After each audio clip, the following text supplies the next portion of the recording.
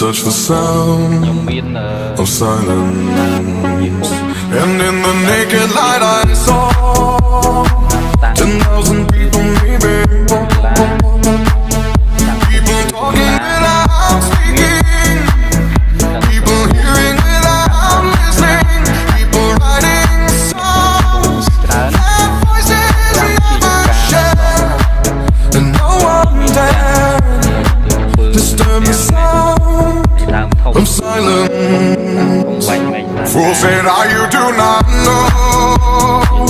Silence like a cancer grows. Hear my words and I might teach you. Play my arms and I might reach you. But my words like silent raindrops fell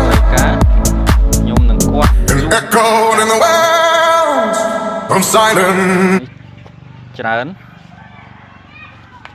គាត់លក់ជាបណ្ដាហើយបាទព្រឹកនេះលក់បានប្រហែលផើងដែរ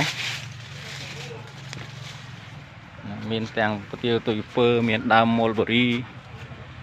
ណាម៉ូលប៊ូរីគេហៅម៉ូនហូបផ្លែម៉ូនមិនម៉ូនតកៅនាងទេនេះម៉ូនហូបផ្លែម៉ូលប៊ូរី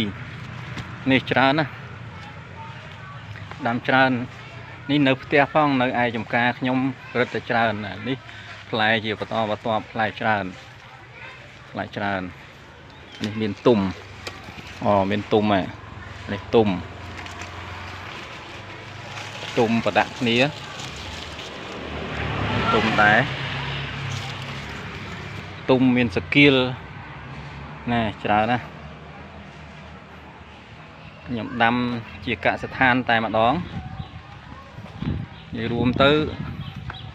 ដំណាំឈើហូបផ្លែមានម៉ូលប៊ូរីសុំខ្មែរប្រស្អាតច្រើនណាស់